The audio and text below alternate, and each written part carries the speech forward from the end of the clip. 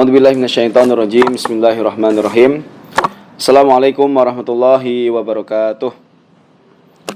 Alhamdulillahilladzi hadana li hadza wa ma kunna linahtadiya laula an hadanallah. Asyhadu an la ilaha illallah wahdahu la syarikalah wa asyhadu anna Muhammadan abduhu wa rasuluh la nabiyya wa la rasula ba'dah amma ba'du. Alhamdulillah, anak-anakku sekalian, siswa-siswi kelas 10 SMA Al-Azhar Yogyakarta Public School yang kami banggakan. Saat ini kita masih bisa untuk belajar bersama, meskipun tidak bertatap muka langsung, tapi kita paling tidak masih punya ikatan hati untuk saling mengingatkan dalam kebaikan. Untuk belajar khususnya hari ini kita saat ini belajar bersama dengan materi akhlak, yang mana pada biasanya kalau di Putra hari Rabu kita laksanakan. Meskipun dalam kondisi yang seperti ini, insya Allah tetap nilai pahalanya, nilai berkahnya tetap sama dibandingkan dengan hari-hari yang belajar biasanya yang kita bertatap muka. Baiklah anak-anakku sekalian, pada pertemuan kali ini kita akan mempelajari bab fi bidayatis sabaqi wa qadrihi wa tartibihi.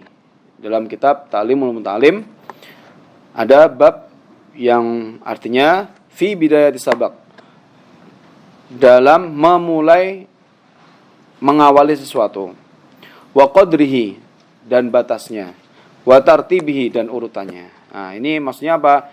Ini adalah menjelaskan tentang bagaimana kita memulai belajar dan urutannya seperti apa, kemudian hal-hal yang berkaitan dalam belajar tentunya khususnya itu.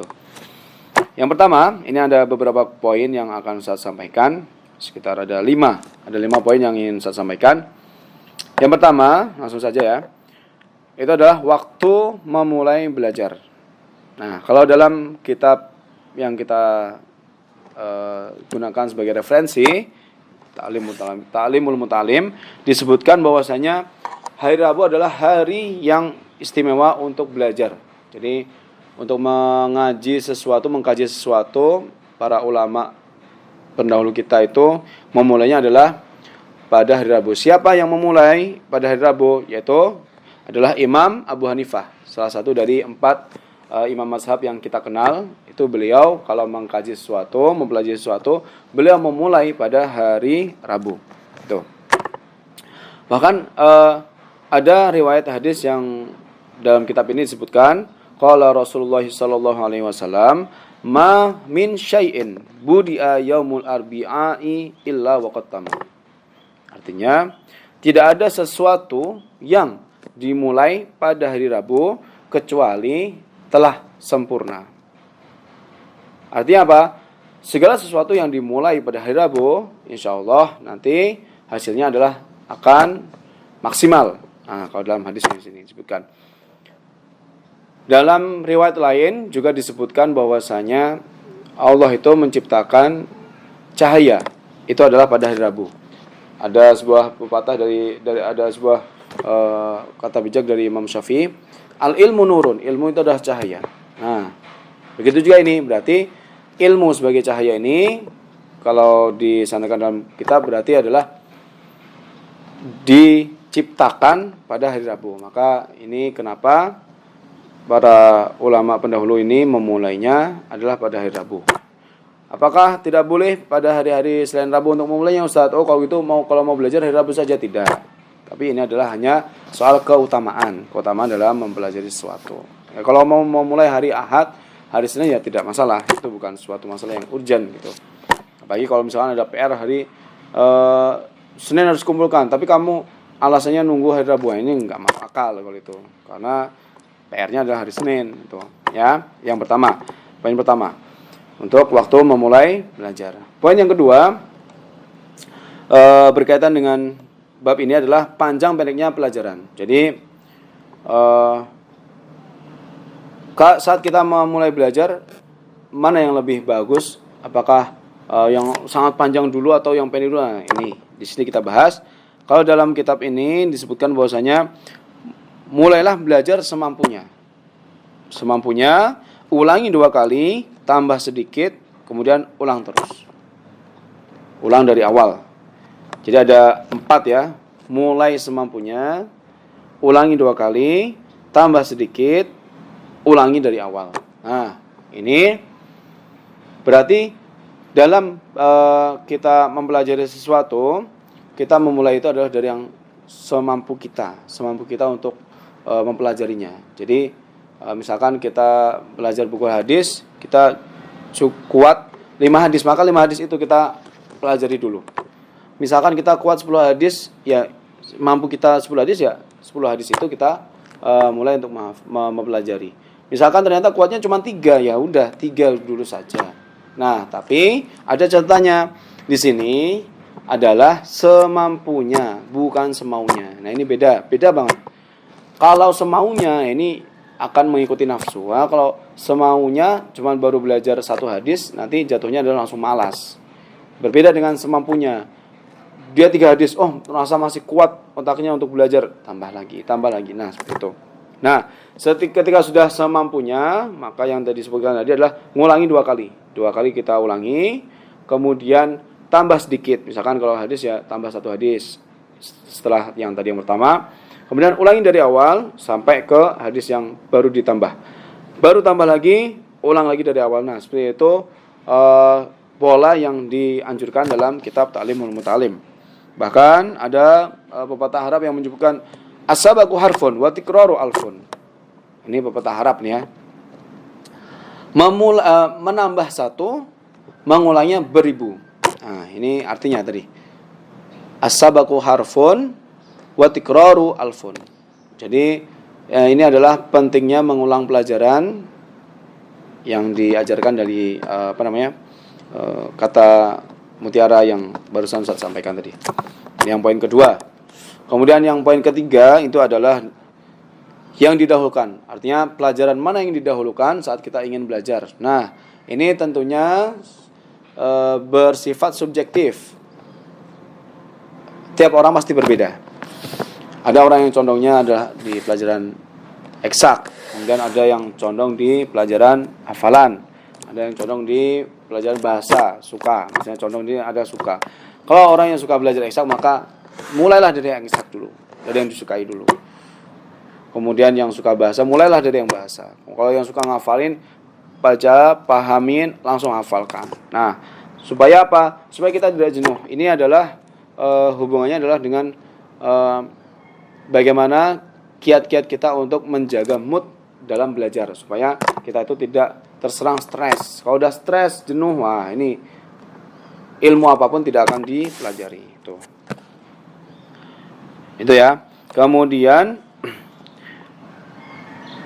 poin yang keempat, yang sebelum terakhir, ini adalah membuat catatan. Nah, sama seperti yang Ustadz buat di sini.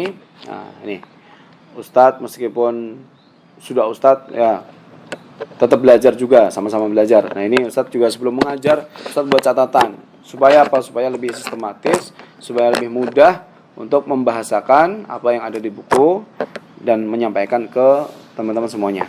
Nah, dalam subbab catatan ini, dalam pembahasan catatan ini ada sebuah pepatah Arab yang mungkin teman-teman sebagian juga sudah pernah dengar. Al ilmu saydun wal kitabatu qaiduhu. Ilmu itu adalah ibarat hewan buruan.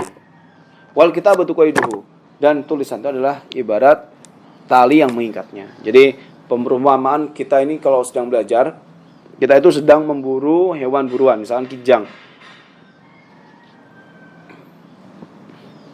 Misalkan kita sudah susah payah ngejar kijang, sudah dapat.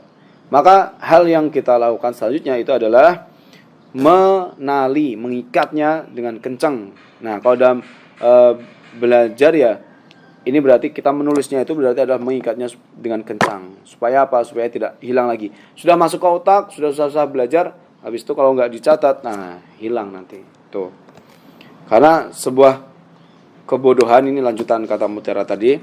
Sebuah kebodohan tentunya kalau kita misalkan menjadi seorang pemburu, kita sudah susah payah memang pingin dapat hewan buruan, ternyata sudah susah payah dapat, habis itu langsung dilepas tanpa ditali. Nah, ini adalah sebuah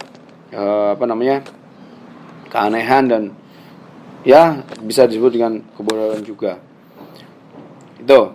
Maka buatlah catatan ketika belajar supaya kita bisa membahasakan sesuatu yang kita belajar ini dengan bahasa kita sendiri. Ada guru ustadz yang pernah menyebutkan bahwasanya kamu baru bisa disebut paham sesuatu itu adalah ketika kamu bisa membahasakan sesuatu itu dengan bahasa yang sangat sederhana, dengan bahasa kamu sendiri. Nah, kata kuncinya adalah kita bisa membahasakan dengan bahasa kita sendiri dengan bahasa yang sangat sederhana. Itu. Kemudian poin yang terakhir itu adalah doa.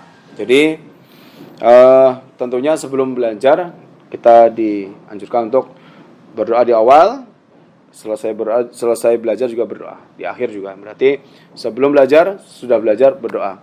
Supaya apa? Supaya ilmu kita ini berkah, mendatangkan berkah. Kenapa? Karena banyak orang yang berilmu tapi tidak ada keberkahan dalam ilmunya. Contohnya siapa? Contohnya koruptor.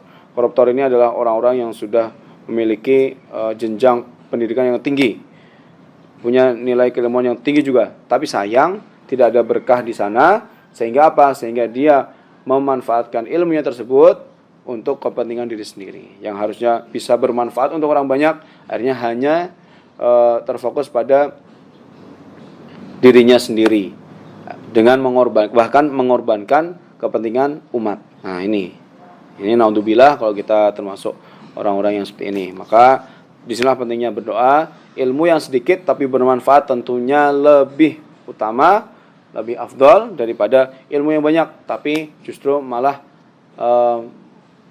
menjadikan kita melenceng dari jalan Allah Subhanahu wa taala. Ya, itulah tadi yang saya sampaikan adalah ada 5 poin dalam bab yang kita belajar hari ini. Tugasnya adalah silahkan mencatat, kemudian menuliskan dengan bahasa kalian sendiri apa yang Ustaz sampaikan barusan. Dan tetap kita berdoa semoga apa yang menimpa kita saat ini, menimpa secara nasional, secara internasional juga, bahkan di Mekah, Madinah pun sampai ikut terlockdown juga. Ini apa yang menimpa kita semuanya ini semoga bisa segera berlalu, Allah segera cabut dan kita bisa beraktivitas seperti biasa. Maka itu saja, terima kasih atas perhatiannya. Silahkan untuk membuat catatan, tetap semangat meskipun di rumah. Syukron. Assalamualaikum warahmatullahi wabarakatuh.